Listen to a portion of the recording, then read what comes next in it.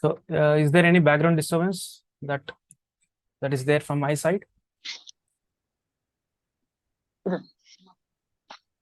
So, hello everyone, welcome back to the Agri Addict, and today will be the first class of our ICAR JRF Plant Sciences from the Master Course 2024. And today we'll be starting with genetics, and the very first topic or very first chapter is history of genetics. So, out of 61 students, how many of you have just gone through this history of genetics before attending the class? So, after knowing that we will be having the live class of genetics, how many of you gone through this particular topic before coming to the class? Just you can raise your hands.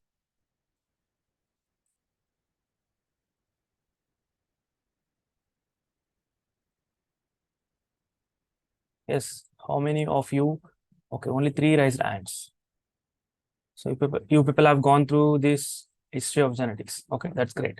So you are following genetics by BD Singh for all the chapters of genetics, right? So you might have gone through the genetics first chapter from the BD Singh itself.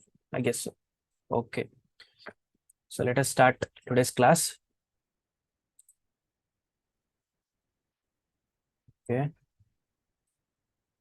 Someone is asking for ID and password. I've shared everything. What else to share?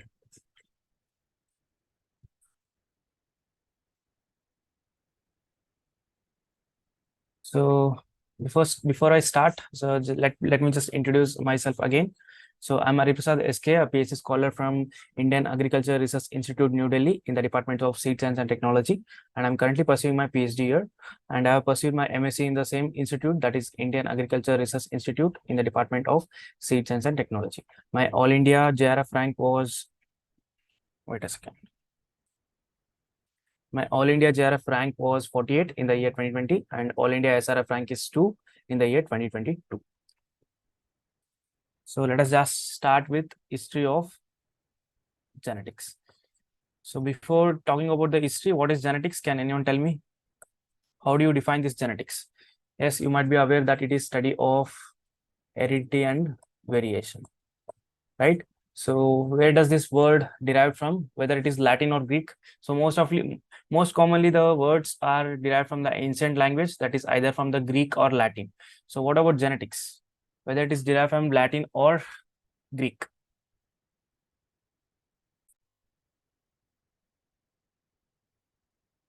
Yes, anyone? Let it be. It is from Greek. Okay. Just trying to switch on my camera, but it's not possible. So it is from the Greek. So it is from the Greek, and what does it mean? What does the genetics in terms of Greek means? So it is geneticos. Genesis. So it is the words from the word from the Greek. It is geneticos, which means genesis. Right? You're exactly right. Fine. So what does this genesis mean? Can you just break it down? What is genesis? So genesis simply means that to generate. So there are 3 words here: geneticos, which is the Greek word from which we have taken this genetics term, and it means that it is genesis. So if we just break down this term genesis, it is just means that generation, okay, or to generate. So this is what genetics means, or you can also call it as originating from. So from where it is originating, so we have studying where the organisms are originating or generating. So that is the term genetics. This is from the Greek word, and it is the study of heredity and variation. Okay. So while we study the history of genetics, we generally divide the history or the time period into 4 different parts or 4 different categories for the ease of understanding and convenience. So what are the time periods? So it is before 1860. So 1860 to 1900, and 1900 to 1944, and 1944 to present, or till present. So these are the 4 different time periods that we usually divide to study the history of genetics. So can you just name the categories if you are familiar with? there are some common names for all these categories. Can you just name them or guess the names? So I will just tell you about this 1860 to 1900. You should answer this question. 1860 to 1900. Who Sir, was the scientist? Yes. Mendelian period. Yes, it is Mendelian period or Mendelian era. So this is the common name that is given to this time period, which is 1860 to 1900. So what about before 1860? It is pre-Mendelian era, and this is post-Mendelian era. Then what about 1944 to till present? What is the era called as? So this era gave birth to the new branch of genetics, which is called as molecular genetics. So can anyone just tell me the experiment which led to which gave birth to this molecular genetics as a separate branch of genetics? The experiment or the evidence, anything. I'm just giving you some hint.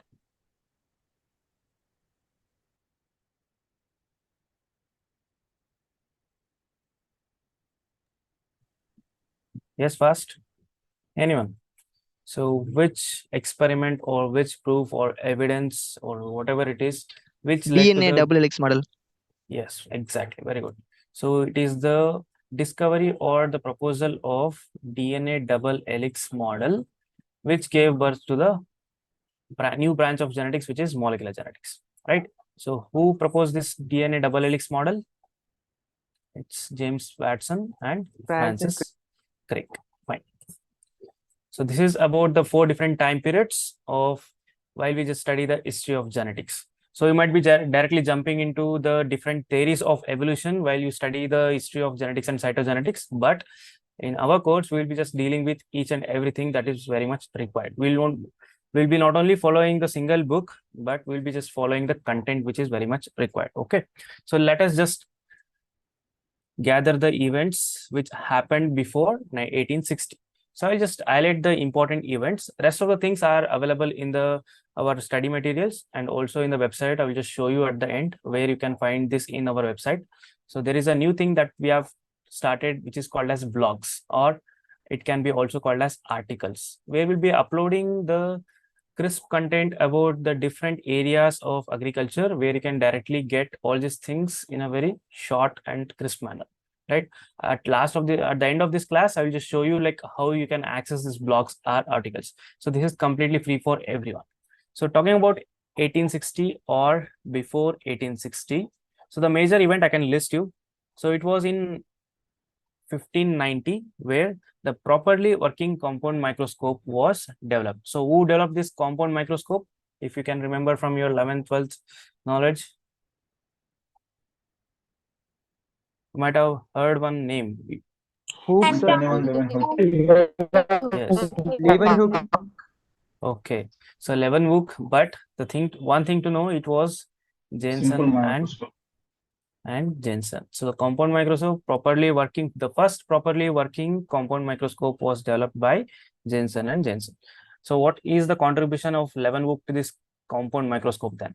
So he made some improvements to this one. So that is his contribution to this compound microscope. But for the first time, the properly working compound microscope was done by Jensen and Jensen. So next we have in 1665. So just by seeing this year, you should be remembering the most common thing that you have learned from your 10th itself. So what is it? The 1665. Yes? I didn't hear you. Someone has answered. Okay, Robert Hooke. Very good. So it is the term cell. So where did he discover these cells? Robert Hooke. Cork cell. Yes, it was in Cork cell. But actually, were they really cells or not? So what he saw, Dead cell, sir. Dead cell. They were actually dead cells. Okay, fine. Very good. So this is from 1665. Next, it was in 1674 to 83. So where there was a series of events which led to the discovery of different living organisms. So who was a scientist who had a major contribution? He was Leeuwenhoek. in discovery of these organisms. So majorly it starts from bacteria and protozoa. So this is how it started, the discovery of all these living organisms or just the microorganisms. So this was only possible because of constructing the properly working compound microscope. So that is how you can remember, like 1590 is where the microscope came into play, and then afterwards you can see the discovery of all the living organisms, and majorly it was by Leeuwenhoek. So this is what you can remember. So there was one important scientist, but he's been neglected. So it is in 1824. His name was Dutroquet. So what he has done, so he just concluded that all the biological organisms are actually composed of cells. So before that, there was no concrete thought or concrete hypothesis or concrete theory which said this thing, that all biological tissues are actually composed of cells and these cells are actually attached to each other. So this will form a living organisms. So this was majorly given by Dutroquet. It was in 1824. And we have 1838, 1839. So what happened in 1838 and 1839, if you remember? Cell theory. Yes, very good. Cell theory. It was cell theory. And can you just name the scientists? Sleeden and Schwann. Okay, Sleeden and Schwann is fine. Just you have to spell the full name. So this is how the trend is changing. The questions have been asked by the paper setters. They are just concentrating on the spellings or the full name of the scientist. So majorly what we have done, even while I was preparing for JRF, I used to remember only Schwann and Sleeden. I was not worried about the full name. But nowadays you might expect the questions where they just ask you the full name of the scientist.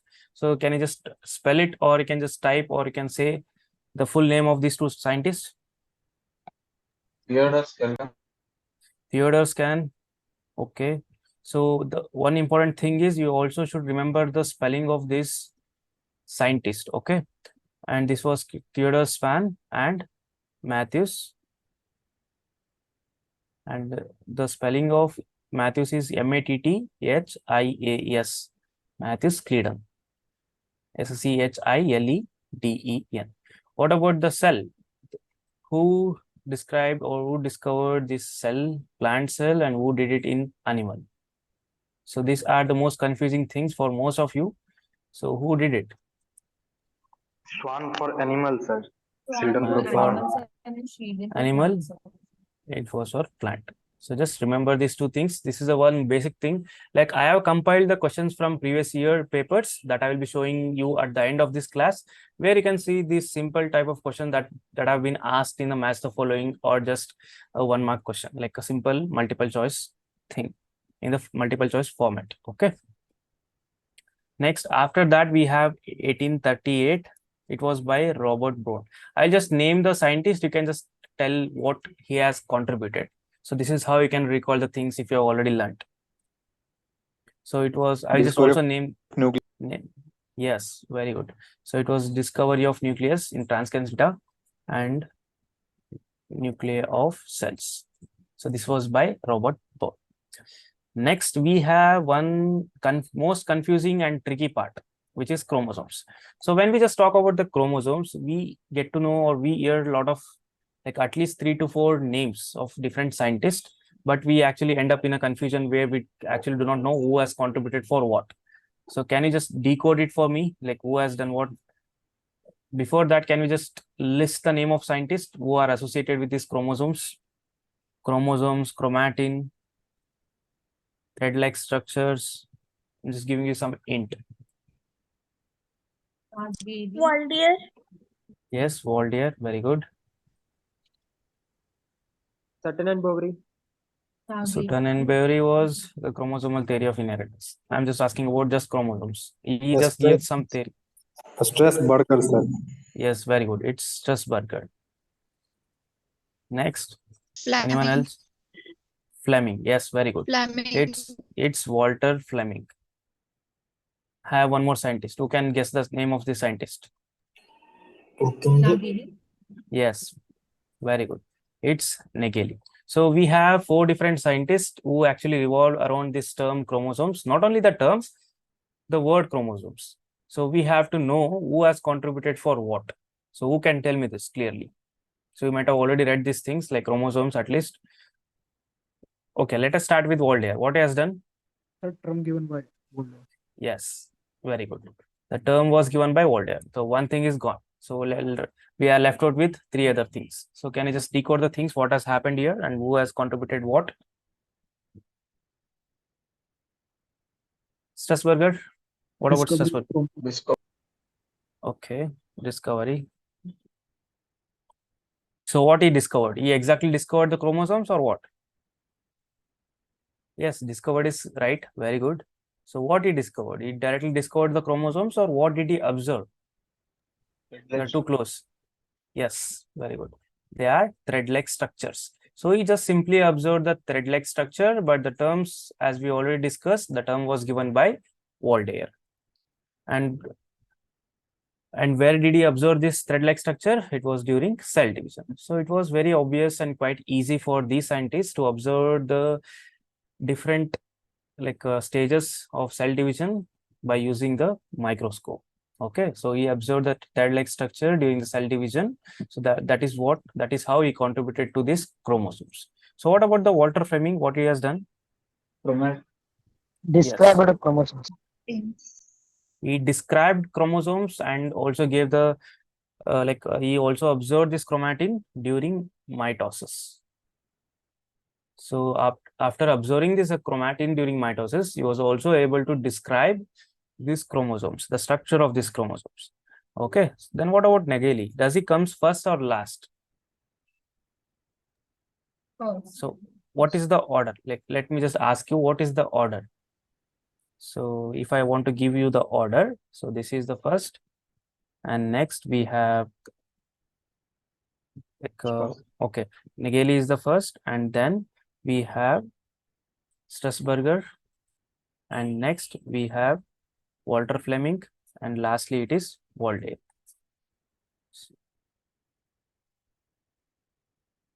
So what about Nageli now? Have you heard about the term transitory cytoblast? Anywhere in the book or in any of the any of the material that you have read? Have you heard about this term? Transitory cytoblast. This is TORY. So Nageli, he was the first one to observe the rod-shaped structures in the plant cell, and he called it as transitory cytoblast, which was what he observed was actually the chromosomes. When does these chromosomes will become rod-like structures? Yes, when they are highly condensed. So the stage varies, but when they are highly condensed, so thickly coiled, you can observe this as rod-like structure. So this is what he observed, and he called it as transitory cytoblast. I hope you are clear now. So if someone will come and ask you, I'm very confused with all these four scientists and who did what, can you just able to justify yourself from now on? Say with the confidence, yes or no? Sir.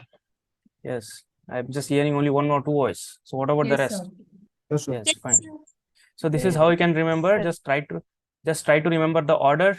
I have also given you the order. If someone is writing your notes, no need to write anything. Everything that I am telling you now will be provided in the notes that we have in our master course. So don't write anything now. Just concentrate on whatever I am saying and just be interactive, so that whatever you have already read will be able to, what do you call it, present it. Okay. So this was the major events before 1960. Now let us directly jump into 1860. Before 1860 is over now. Let us now directly jump into 1860 to 1900. So what is the major event that took place between 1860 to 1900? So where do we start? Where can we start first? So can we just start with 1866? What has happened in 1866? Publication Yes, of Mendel work. Yes, publication of Mendel work. So let us not discuss much detail about Mendel now, because we'll be discussing it in a third unit, which is called as Mendelism. The complete chapter itself will be Mendelism, which will be chapter 3. So this is a chapter 1 where we are going with history of genetics. In the chapter 2, we'll be dealing with cell ultrastructure, and in the chapter 3, we'll be dealing with Mendelism. So there will be giving you the in-depth knowledge about Mendel, his work and his background, everything. Okay, so we'll not need not to worry about this Mendel and his work for now. So just remember that publication of the Mendel work was done in 1866. So can you just spell his full name? River George. So Grigor. Okay, I'm just okay. Let me write it very clear. Grego, Grigor. Spelling of John, H. John, N. Mendel. Okay. So this was in 1866. So in 1871, what happened in 1871? Should I just name the scientist's name? Friedrich Mescher. So what he has done? He coined the term nuclein. Yes. Not actually the term. Yes, he called it as nucleon, but before that, he provided the technique for isolation of nuclei. Nuclear. So once after the Robert Brown, the nucleus was discovered. After it, like Friedrich Mescher gave the technique for isolation of nuclei from the tissue, which he called it as nuclein. So what happened to this nuclein later? So it was converted into nucleic acid. So who gave the term nucleic acid? Altman. Yes, very good. So if you want to remember the year, it was in 1889. So it all started from discovery of nucleus from Robert Brown, next the isolation techniques of nuclei, and then the nucleic acid. You can just remember all these three scientists and three different stages. Clear? Yes, I want some answer with confidence. Is it clear or not? Yes, sir. Yes, sir. Okay. So Yes, after sir. 18, yes, very good. After 1871, we have 1875. So in the 1875, there was a scientist who was Hartwig. What he has done, he has given or described the fusion of the egg and the sperm. So it was in 1875. So if you just ask me whether to remember these years or not, so whether is it necessary to remember the years or not? What do you think? While you're preparing for your JRF exam, anyhow, I am just describing each and everything. So from your end, what do you think? Whether to remember these things or not? The scientists, their contributions, that is fine. What about the years?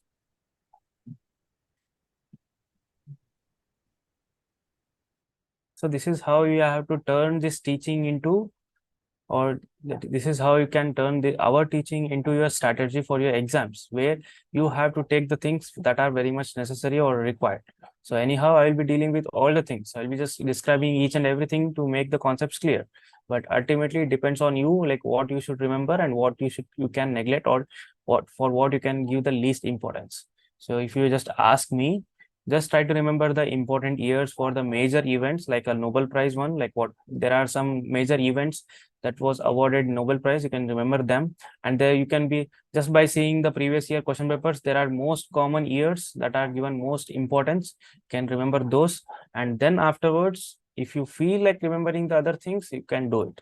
Otherwise, you have to do it at least once or twice, but you should make a priority list, okay, where there are certain classes that there is certain category of events where you have to compulsorily remember the years. So this is how you can make the priority and just try to revise. So whatever comes in your mind while seeing the paper, if you give the less priority, after some time, after maybe 2 to 3 minutes, you will be able to remember just by seeing the options at least. But don't neglect anything, okay? So I was just talking about 1875 Hartwig, and then we have 1878. So it was the Fleming. What he did in 1878, as I said, it was the chromosomes. He described the chromosomes. Okay. And next we have 1882.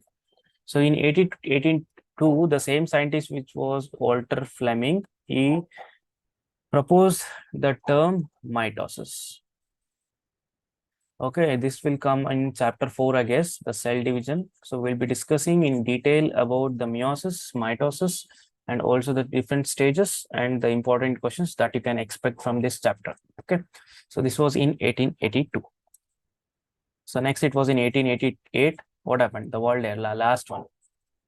So he gave the term chromosomes. So since the chromosomes came there, like that just explained everything in the previous slide. But if you just see the actual timeline and the years, and this is the timeline and the following year of their discovery. Okay. And lastly, in 1889, as I said you, it was the nuclein to nucleic acid by who?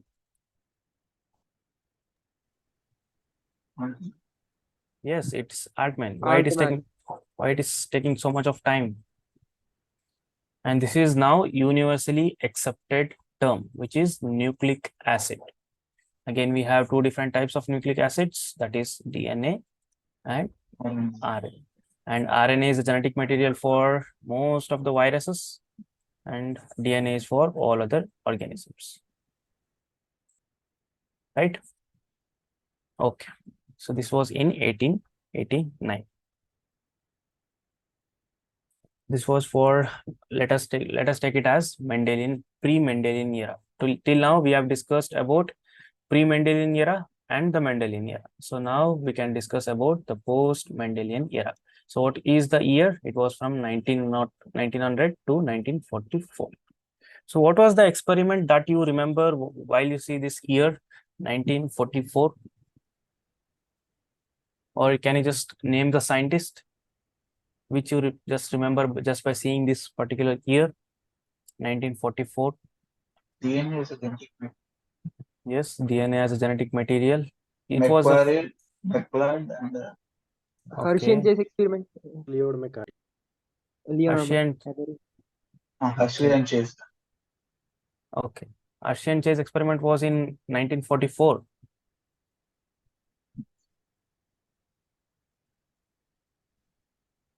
Yes, it was in 1944, Hershey and Chase experiment.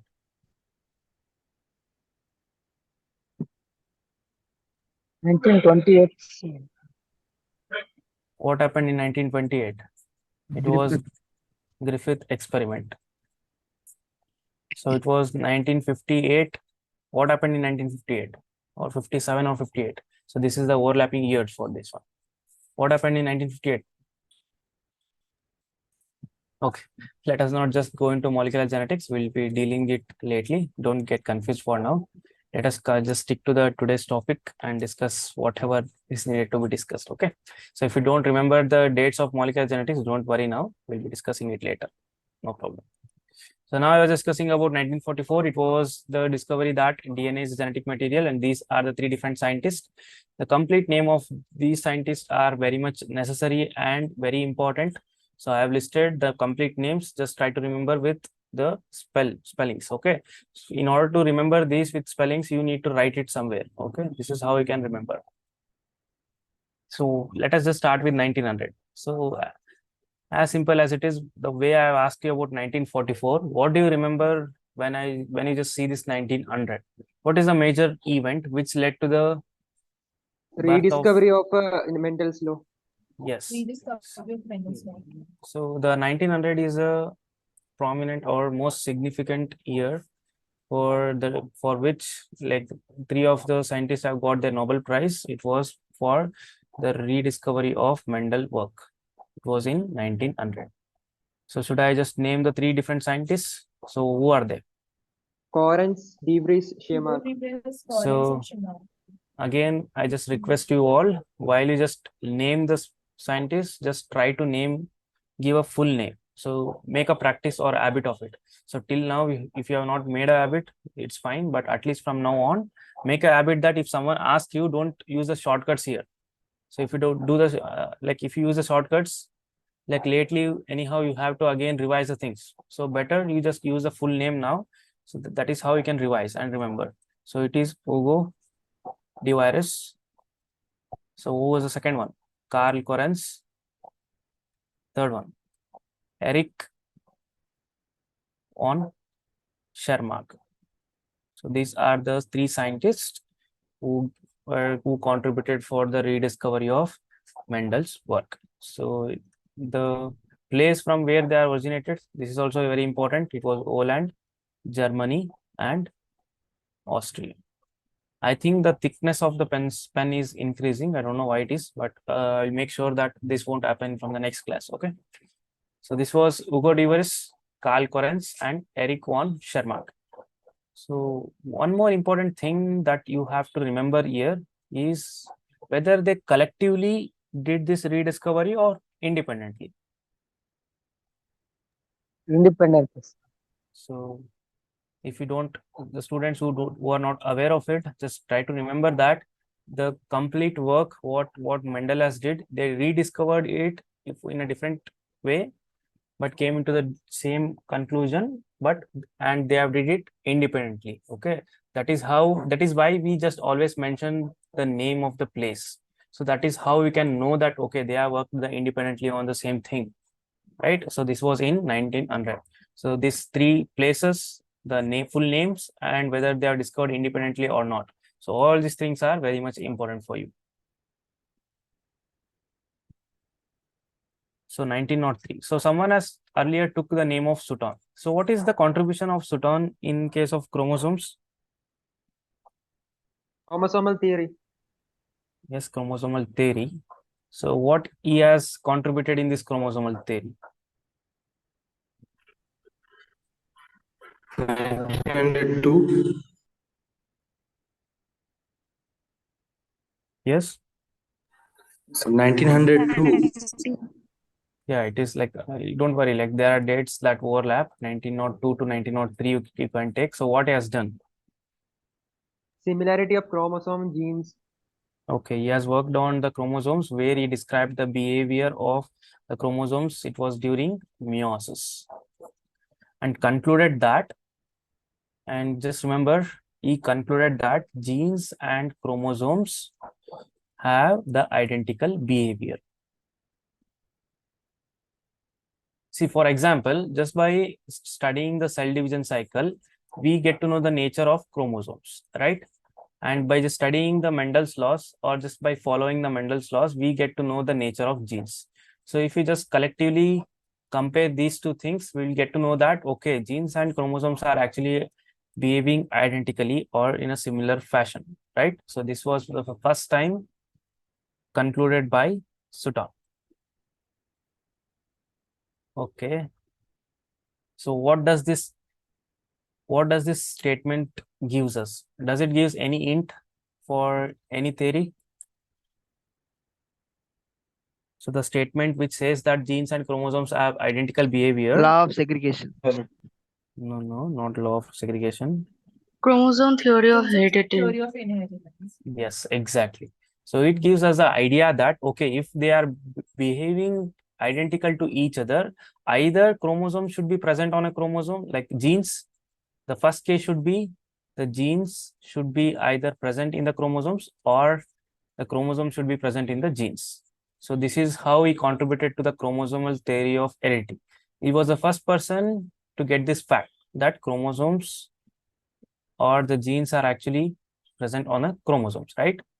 We in the present day we know that genes are present in the chromosomes. So this is what exactly the chromosomal theory of heredity explains us. Am I right? Because from the Mendel's work, we already know that genes are responsible for the characters that we see physically that is passing from generation to generation. And the chromosomes, we know that it's later we came to know that this is the hereditary material, but the genes were present on the chromosomes. This was first time explained by Sutton. Am I clear? No? Yes, sir. I need Yes, sir. you have 60 people. You should be shouting. Like I should hear that noise from you all. If you are clear, even if you just make some voice, like collectively, I should hear everyone's voice. Fine. So this is how I've written the notes. So this is a sample. You can take it. So historical events I have made. All these things I have written. Okay.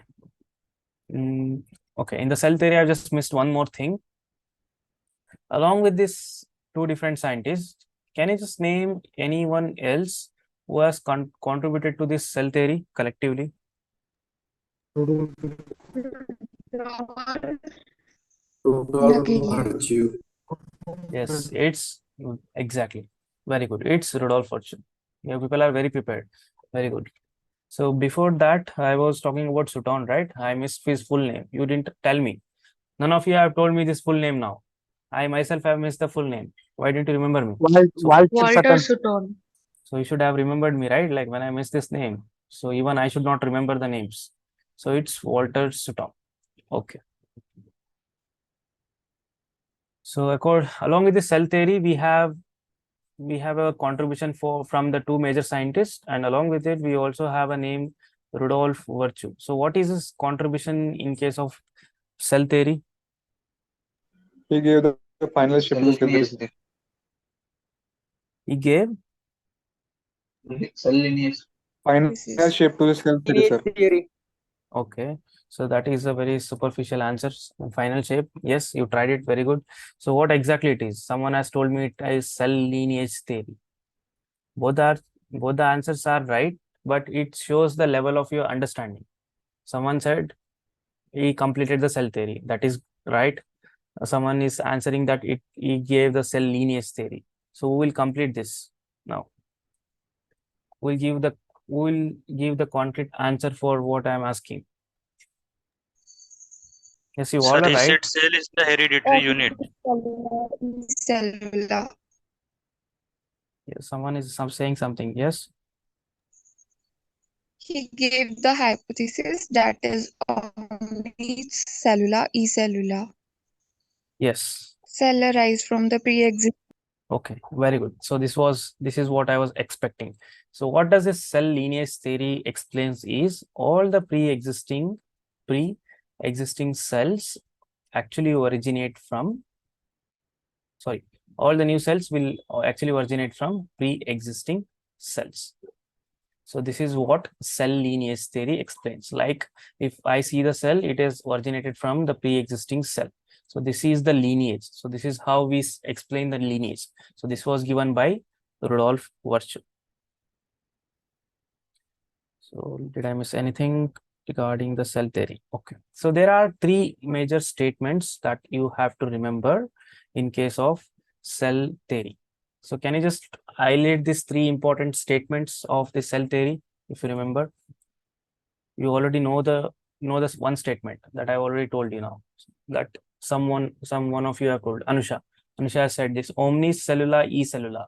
So this was in a Greek, I guess. So it was translated to English. It means that all the living organisms or the cells originate from, not living organisms, sorry, all the cells will originate from pre-existing cell. So this was a one statement, so that we have decoded it already. So there are other two important statements when we talk about cell theory.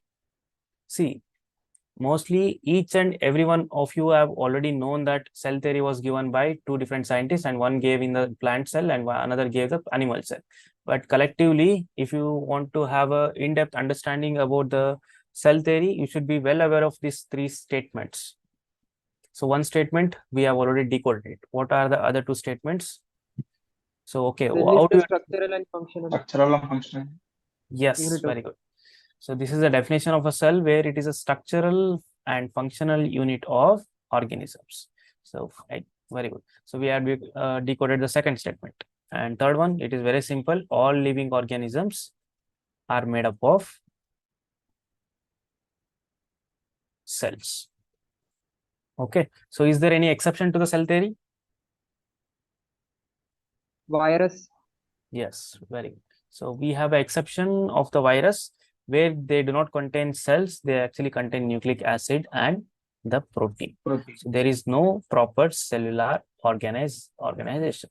So that is why they are, what do we call them?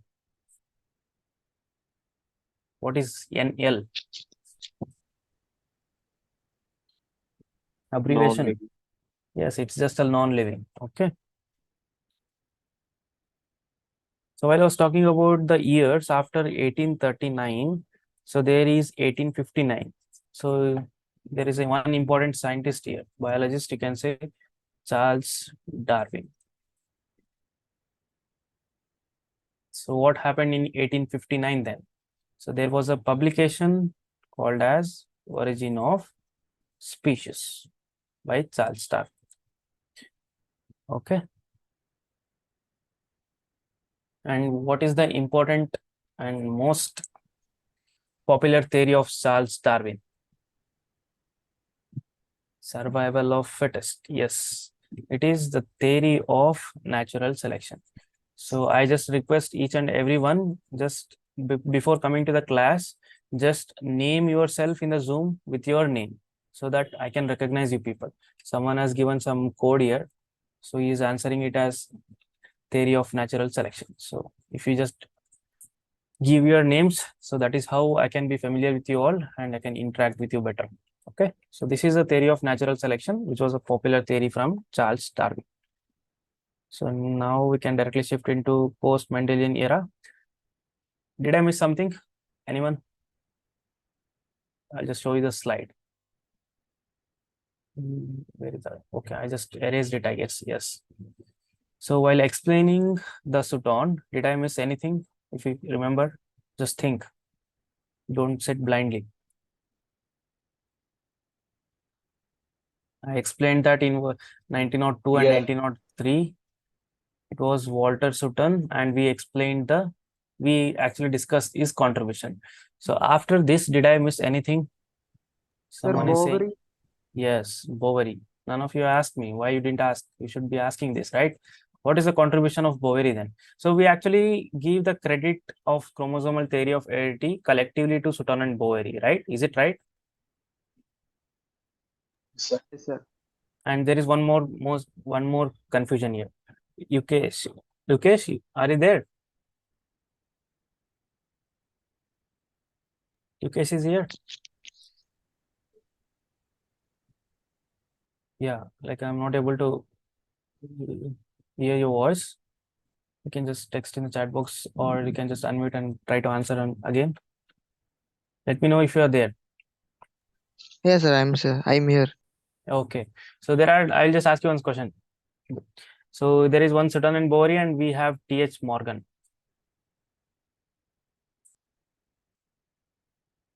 So we have one theory, chromosomal theory of inheritance. Do you have any confusion for this theory between these three scientists?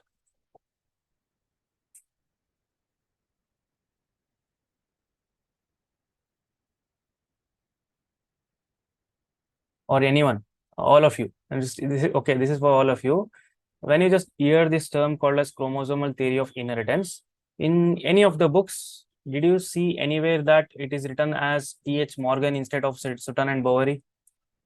Or in some book it is Sutton and Bovary, in some book it is Thomas and Morgan. Is there any difference or the confusion in this? Have you observed this? Or everyone has only seen this Sutton and Bovary everywhere, that where you see this chromosomal theory of inheritance? Or somewhere you have seen this T.H. Morgan names instead of Sutton and Bovary?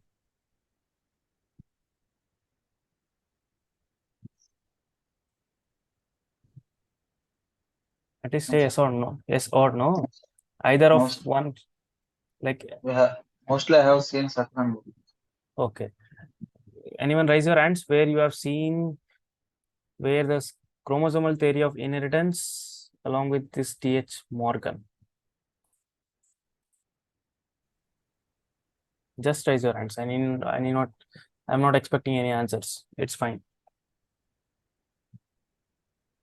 In Drosophila, okay. Sex linkage inheritance, T.H. Morgan. Yes, can you just repeat?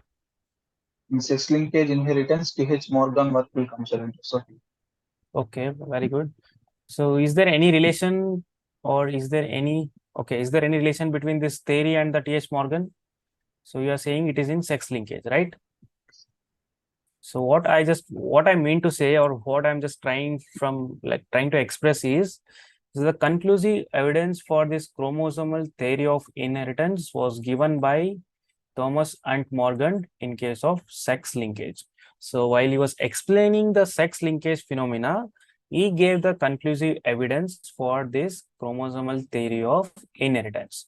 These two scientists only proposed the chromosomal theory. Got it? So but the evidence was from the sex linkage. We came to know that, okay, this is the evidence where we can clearly see that genes are actually present on the chromosomes. Clear? Am I clear? Did I just make any difference? Okay, Anusha has correctly answered. Okay, I didn't see it. Experiment proof by Thomas and Morgan. Was I able to link the things, the gaps? Was I able to fill the gaps? Yes, sir. Okay, I'm just seeing one answer, two answers. What about rest? Yes, sir. Okay, fine. You people should interact. This is how I can motivate myself and give my best. If you don't answer, like my energy will be goes on low. I need some boost in between. Okay, fine. So this was in 1902, in 1903, it's over, Sutton, and next Boveri. I didn't explain you what the Boveri contributed to this chromosomal theory of inheritance. So what he has done, similarly like Sutton, he also concluded that chromosomes played, like indirectly he said the same thing, where he said that chromosomes played an important role in the development and genes are present in the chromosomes. So same thing he has said in a different way. So that this is the contribution of Boveri, where he just postulated some different thing, same thing in a different way. That's it. Okay. Next, we will just jump into the plant breeding aspects while we study the history. So in the 1903, yes. So it was in 1903. So what happened in 1903?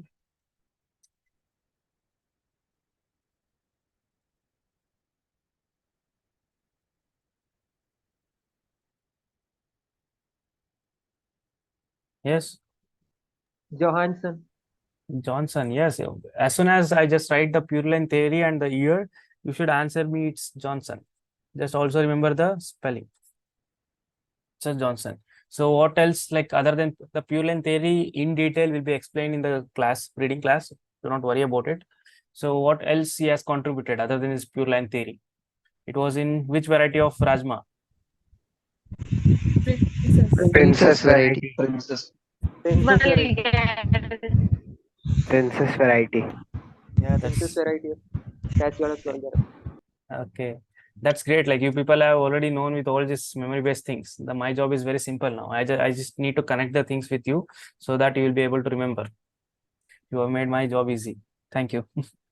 Next, it is Johnson. And what else he has contributed? There are main terms or the important terms. Yes. Genotype, phenotype. Yes, genotype, phenotype, and the term Gene. Yes. Okay. So after 1903, we have 1906, where for the first time we got the idea of the multiple factors. Who gave this idea of multiple factors? Just the idea. So it was by you.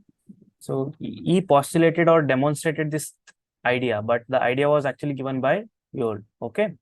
And next in 1909, the way you said, the Nielsen LA demonstrated this multiple factor hypothesis.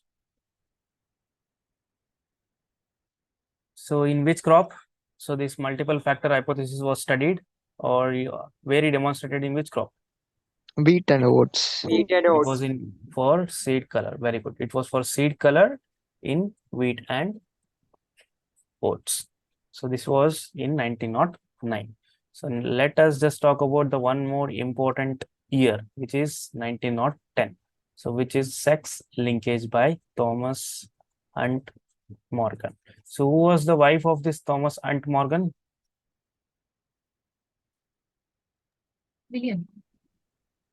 Drosophila. Drosophila is his wife. Yes, it's L.B. Morgan. Okay. So someone might heard me wrong. Okay, fine, no problem. So I just asked about the wife, L.B. Morgan. What is the contribution of this L.B. Morgan?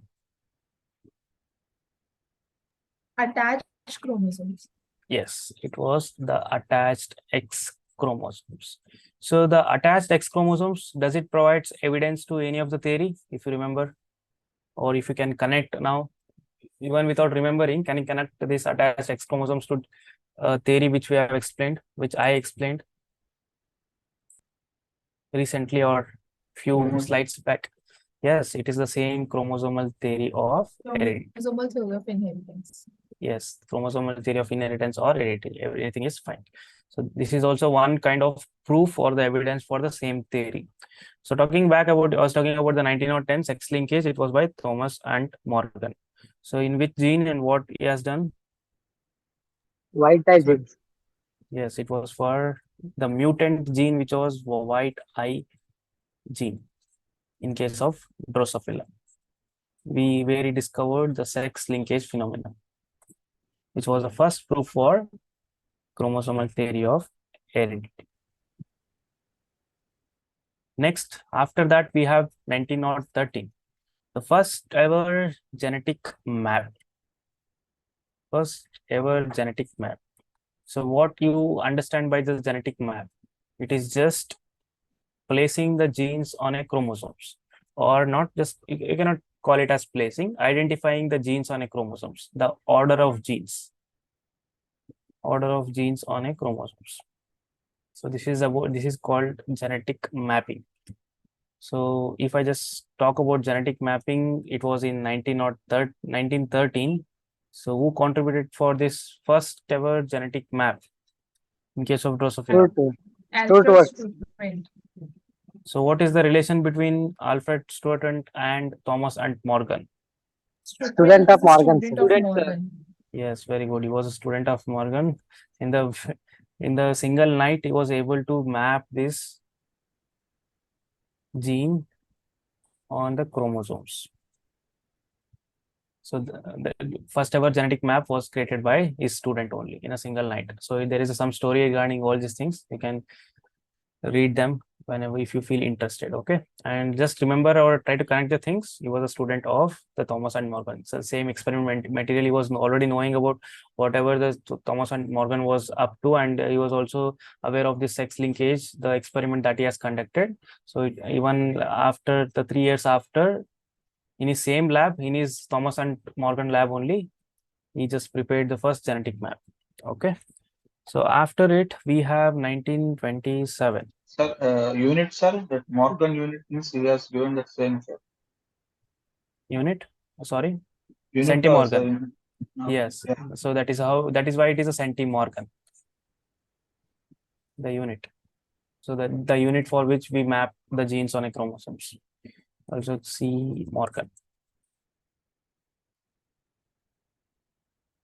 Okay, so this was like, we will just discuss in detail. Once we discuss this linkage and crossing over, we actually need to map the genes on a chromosomes. We will know how to map the genes and how to know the order of genes. All these things we'll discuss, and where we have to also discuss the recombinations, the frequency of recombination, how to calculate the frequency and everything. So there you will be clarified with all the different things regarding the unit and also about the values and how to do it. Okay, so it will comes in linkage and crossing over. So that is one more interesting topic in case of genetics.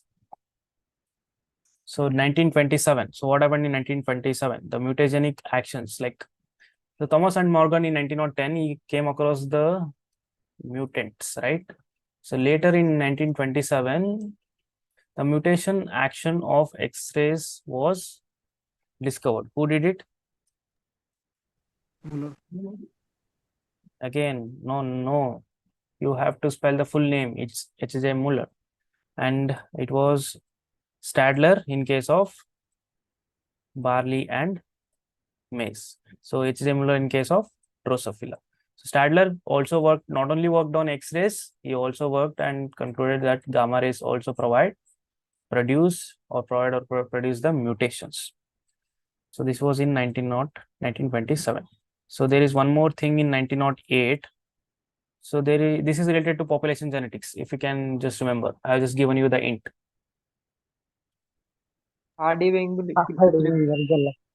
Okay, very good. It's R.D. Weinberg law. So this is also one of the most complicated thing that is related to mathematics that you can study in the population genetics. So not actually complicated for JRF, but as you move on, so you need a concrete understanding about all these frequencies in order to understand the nature of gene in a quantitative way. So qualitatively, we only know about the Mendel laws and how they segregate, but you want to know it quantitatively in the plant breeding, then you have to be well aware of the RD-Weinberg's law. How does it work and what are the limitations and where we can apply it? Okay, so that we can discuss in population genetics. So anything I left? Pedal totem present. Let me just see. Okay. There are few more things that I can discuss here. So I won't just take much time. It's already been an hour, I know. If you feel bored, just wait for few more minutes, like 20 minutes, we can finish it. Okay. So after that, there is 1909. I think they have missed the dates here. I'll just go back to 1909 again. So before we came to know about one important hypothesis, which is one gene, one enzyme hypothesis. Who gave this? Beadle and Totem. Yes, it was Beadle and Totem. So what is the year? It was in 1941.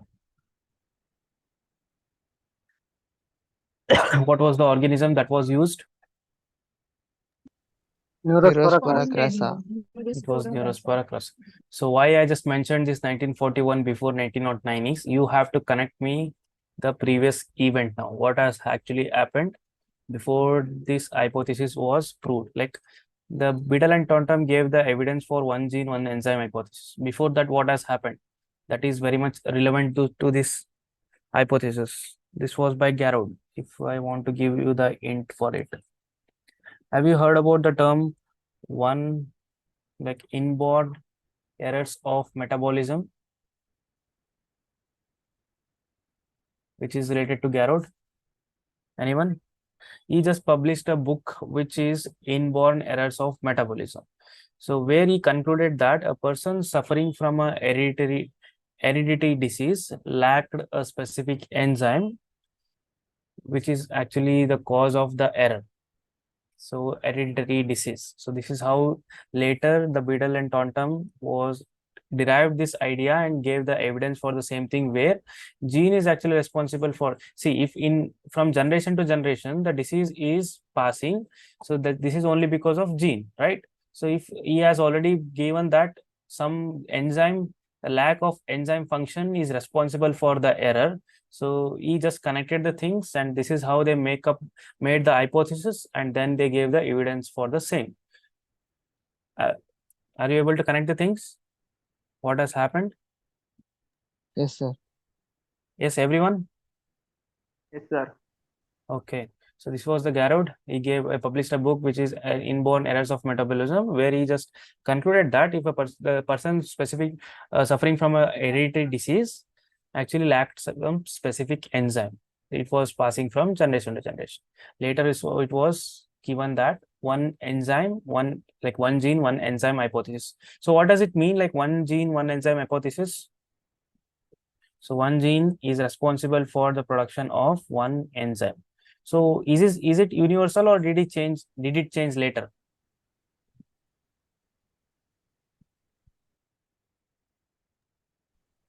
So this Universal. okay. Any other answer?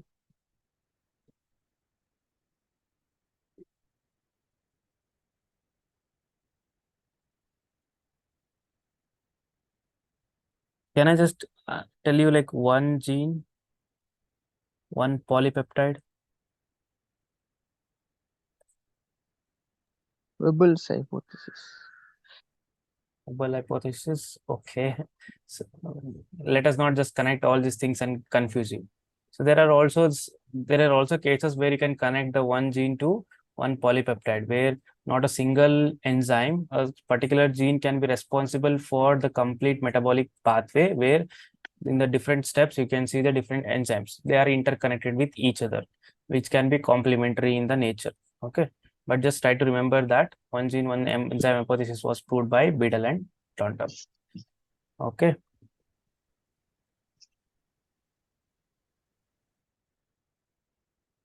Then we have 1950. Let us not take the date here. This is actually confusing. Let us talk about the bacterial conjugation. So, who explained this bacterial conjugation? So, bacterial conjugation is a type of reproduction in case of, I already told you, it's bacteria. It's reproduction in bacteria. We have different types of reproduction, different ways of reproduction. What are they? Can you just name them?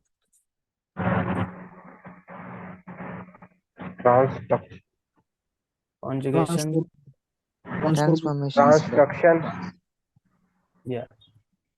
It's conjugation, transduction, and transformation. So these were the reproduction in bacteria where the conjugation concept was explained.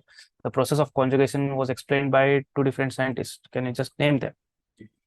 Ladybug. And Heidelberg and Datum. yeah. So why I just named this thing here is, so this Taunton and the other Taunton, which we know from Beadle and Taunton, were they different or same? Same, sir. Same. Okay. Yeah. So if you are not aware of it, make sure to remember that these two are same. Okay. So collectively contributed for the bacterial conjugation and also for one gene, one enzyme hypothesis. Okay. So this was, now let us come to the last part of the history, which is the fourth category, where we can discuss about the 1944 to till present. So the era of molecular genetics.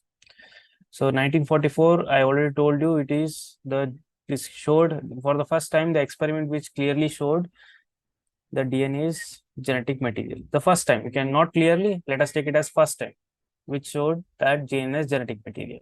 Again, we have three different scientists. So can you just give the full name of the scientists? So Oswald, I will just not waste your time because yeah. So this is the full name of the three scientists: Oswald Theodore Avery and Colin MacLeod and MacLean McCarthy. So this was in Streptococcus pneumonia. They took the R strain and S strain, and they proved that DNA is the genetic material. So in detail, once we start the molecular genetics, we can study this experiment, how they have done it. Okay. Next, in 1953, what has happened, which has led into new branch of genetics, which was DNA double helix model. So you might be feeling that, okay, you know everything about DNA double helix model, but there are still so many things that you have to know that we can discuss in molecular genetics. I can bet you that this will be something very new for all of you. Okay, so this is in 1953, and these are again two different scientists. Can you just name the scientists for me? What's Yes. the name? Not again. It's James Watson. James Watson, Francis Crick. Yes, it's Francis Crick. I know, like, you people know the full name, but if you don't repeat it again and again in one or the other time, you will definitely get confused. You won't be confusing if I ask you directly, but in the exam you should just see the four different options. Definitely there will be some kind of confusion, so make sure to spell it fully. Okay. It was in 1953 is over. So there is 1962. The three people who got the Nobel Prize for describing the DNA as genetic material, the structure of DNA we can take. So who are the three different scientists? The two scientists we already know, that James Watson and Francis Crick. So who is the other scientist? Willikins? Willikins or Rosalind Franklin? Roslyn.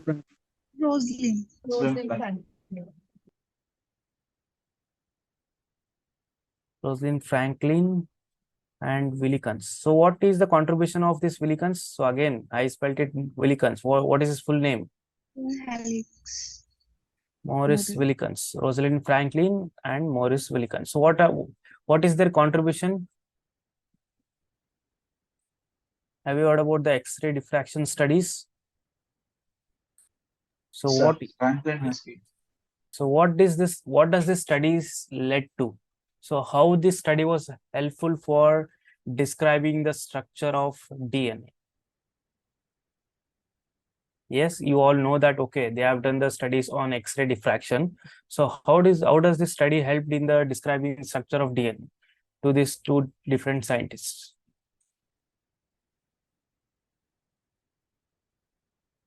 Yes, anyone?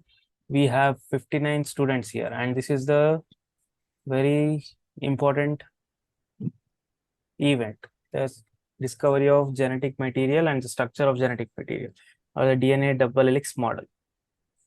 So you have to, you should be well aware of this thing. If you already know that, okay, three people have got their Nobel Prize for the DNA double helix model. So two people, you already know that they got the Nobel Prize because they described the structure of the DNA, that it is double helix and it is in the helical form, and there are 10 base pairs and so on, right? But what about this third scientist? So we have two different names. So why only one got this Nobel Prize and why not the other? Franklin, one died before Yes, one died. Then who died? Yes, you are right. Good. Rosalind died? Franklin. Rosalind Franklin. So Rosalind Franklin died.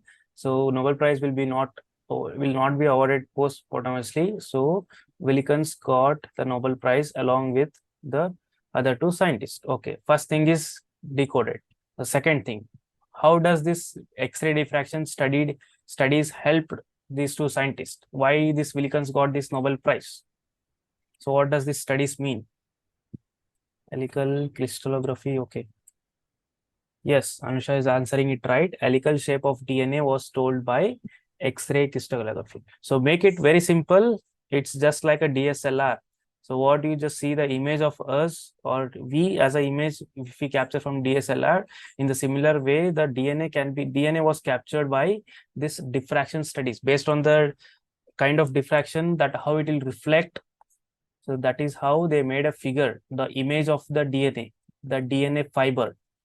So this was mainly done by the Rosalind Franklin. She was able to get a clear picture of DNA, from which these two scientists came to know that, okay, DNA is not in a straight line, it is in a helical form. So that is how they came to know.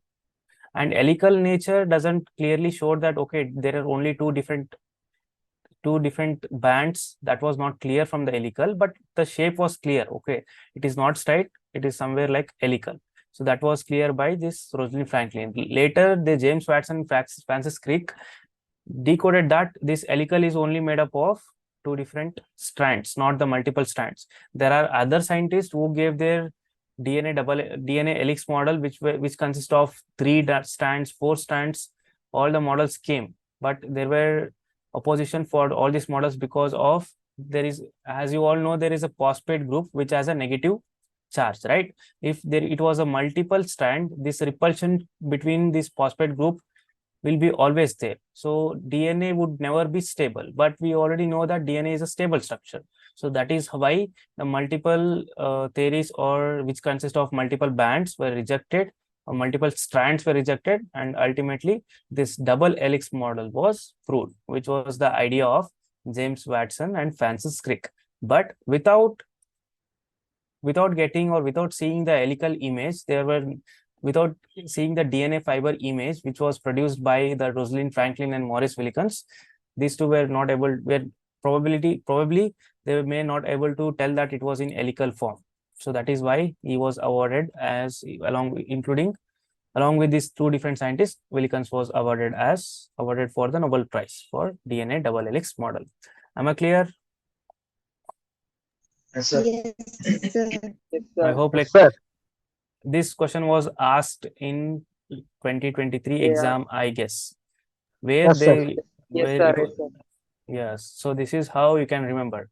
Not exactly every time whatever I discuss will come in the exam, but something will definitely come. So that is why you have to look into all the things. Okay. So this was about double helix model. There is more interesting facts about this double helix model, the experiment and everything we'll definitely discuss in the molecular class. Okay. You'll be amazed to know the different things about this helix and all. Okay.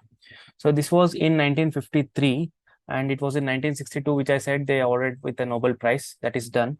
And we have 1950. So have you heard about the jumping genes, which are also called as transposable elements, insertion sequence, lins, sins, So all these are nothing but the transposable elements, which are also called jumping genes, because they jump from one position to another position, or they displace from one position to another position on a chromosomes. Not only on a single chromosomes, they can even get transferred to other chromosomes. So who gave this? Who described or discovered this? Barbara and McClintock. Barbara McLean. Yes, very good. Barbara McClintock. In which crop? Maize. Maize, sir.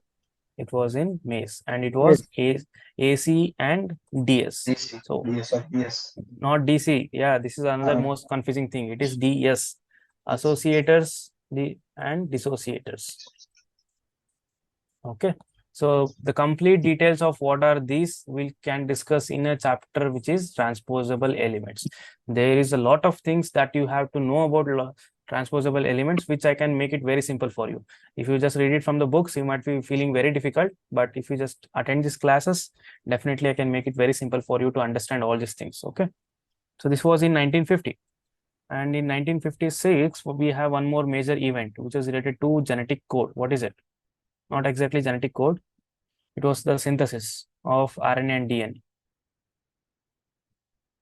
Central dogma. Central dogma, okay, that is fine. Not the central dogma one. The synthesis, in vitro synthesis of DNA and RNA. The Indian-based scientist, who is he? Hargovan. Yes, Argobind Khurana. We have Severo Ocha and Arthur Kornberg. So Severo Ocha, he just did the in vitro synthesis of RNA, and he did the in vitro synthesis of DNA, and Argobind also did the same thing. Okay, so this is in the case of 1956. So what about the genetic code? So it was in 1961. What is the name of the scientist who contributed for this genetic code? And he has also given the code for phenylalanine. You should be at least remembering this scientist's name, Marshall Nirenberg. Yes, I know, like if I just spell the single letter or you just see the half letter, you'll be able to remember. But in case of options, you might be confused. They will definitely confuse you. So make sure to revise from time to time. This is how you can remember the scientist's name. Even if you just ask me after 1 year, now I can remember because I've already been revising from so many years. I can remember that. If you do the same thing, you will be definitely able to remember. At least try to remember for a complete year. So genetic code, he also described this phenylalanine. The code, it is UUU. Okay. So there are a lot of things I left in molecular genetics, the major events we have left, because I don't want to duplicate it again and again. We'll be discussing that in detail in the molecular genetics classes. Okay. Sir. Then we have, like, I'll just wind up the things. We have operon concept from Jacob and Monod. So what is the full name of Jacob? Francis Jacob and Jacques Monod, biologist and biochemist. They gave the operon concepts. Lac operon. So this is very important and most interesting phenomena or the mechanisms that you can learn, that we will be dealing in molecular genetics. I also given this in the YouTube video. If you are interested, you can go and check it in the plant chains playlist. It is also already there. So Argobind Khurana, what else he has done? He has also synthesized a gene coding for alanine, like alanine transfer RNA, which was in vitro. He did it in a in vitro condition. Okay, it was in 1970. So there are a few things about recombinant DNA technology. There are 3 different scientists, Smith, Nathans, and Erber. They gave the first endonuclease isolations. So what does this endonuclease? The restriction enzymes. So the nature, the characteristics, and their properties and their use. All of this will be dealt in detail in biotechnology classes. Need not to worry about it. Okay. So we have restriction enzymes. There are different types, examples, and the nature is different. How they cut the, like they usually cut the DNA. That is how, what I can say you for now. They cut the DNA internally. They form the internal cuts. So details of all will be provided in the biotechnology classes. No need to worry about it. So the first mammal which was cloned, it was the dolly, the sheep. It is the most commonly asked question in all the agriculture exams, I guess. So it was dolly in 1997. So there was one project, human genome sequencing. So while I just say this human genome sequencing, can you just tell me the name of one important scientist, if you remember?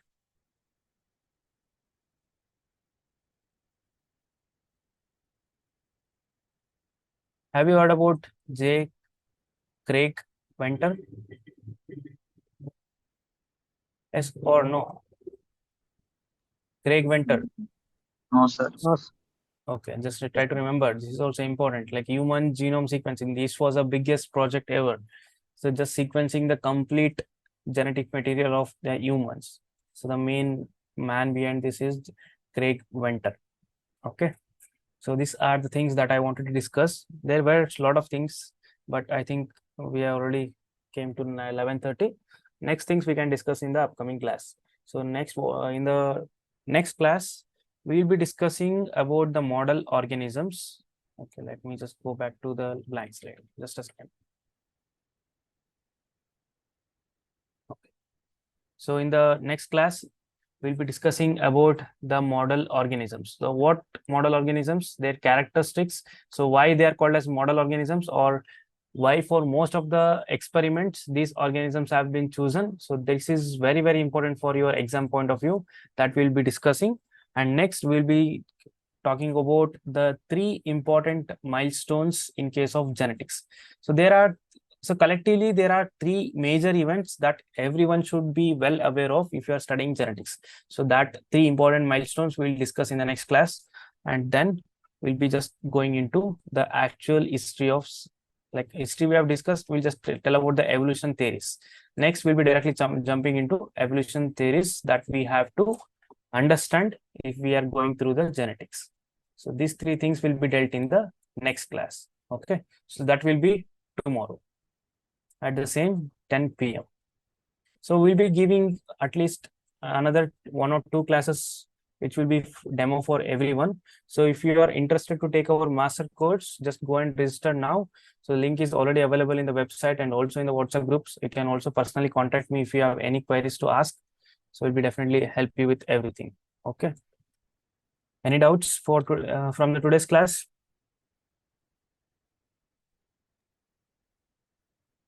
No, sir. Okay. So okay, since this is your first class, just I'll ask you one question. So how many of you are feeling good about the classes?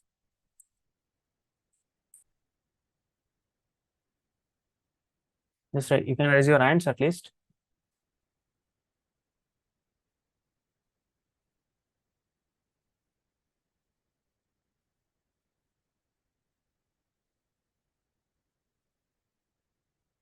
See, there are exactly 55 participants. So I will just wait for another 1 minute, even if I want to. I need everyone response. I'm not forcing you to raise your hands, but I will give you time, but respond me if you have got some new things from this class.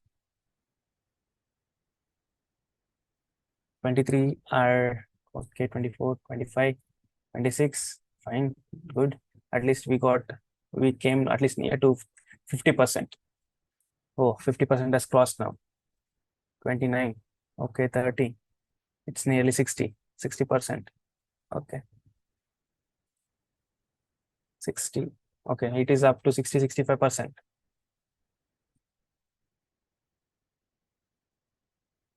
Okay. 31 people have raised your hands. So anyone else who wants to raise your hand, who has felt like classes are okay, you are enjoying the classes, you have learned something. Okay, fine. Thank you. Thank you so much for the support. I just expect each and everyone to listen to the class attentively. That is why we have ourselves prepared the notes for you, so that you don't waste your time.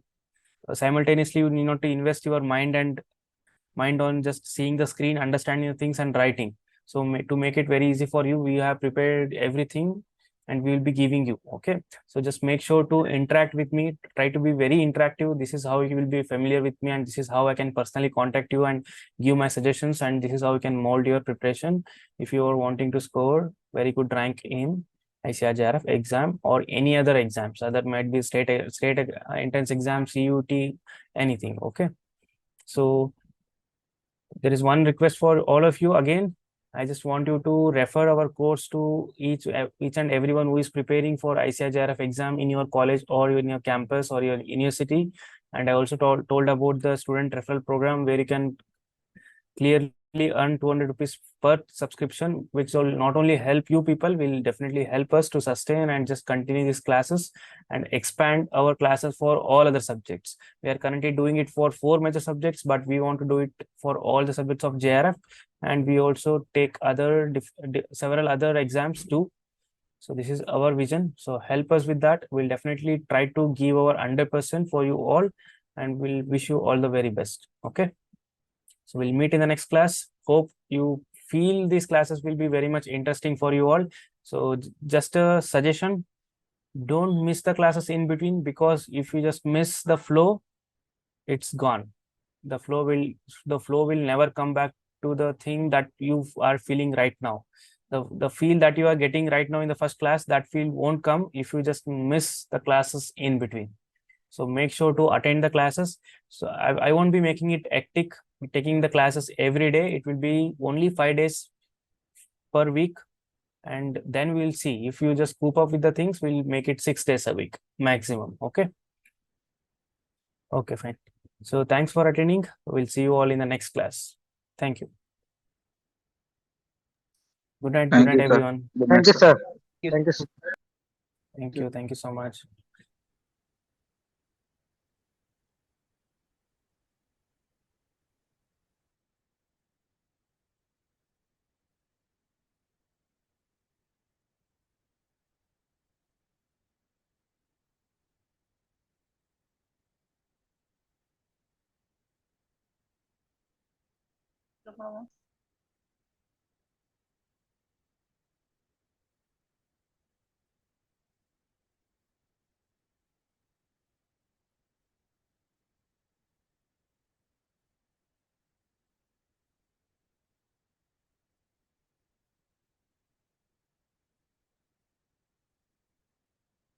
Notes. Okay, notes will be available within an hour.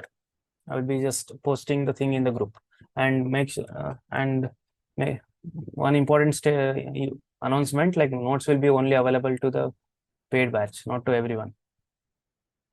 The students who have registered the course, notes will be only available to them.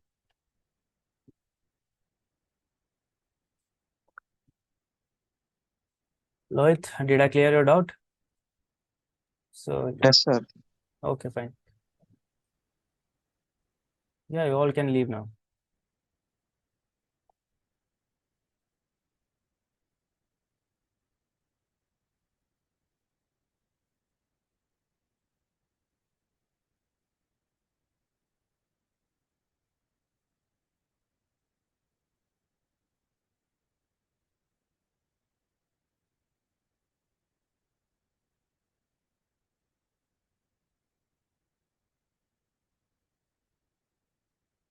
So do we need to study books after the notes?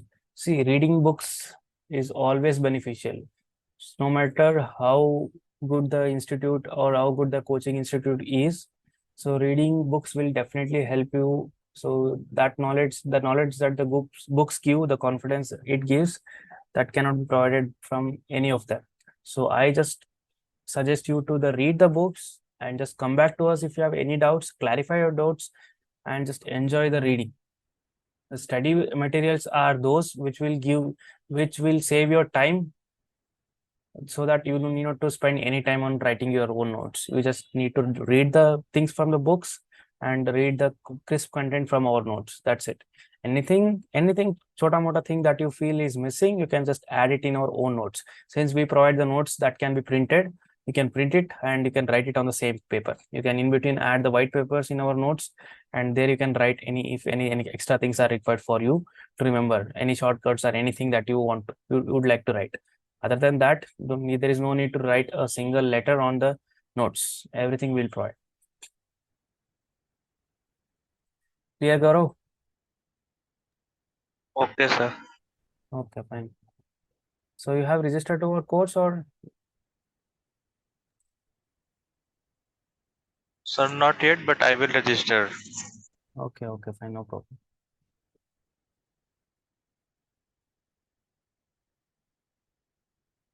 Okay, like if there are any doubts, you can stay or you can leave. I'll be just closing this session. Any doubts?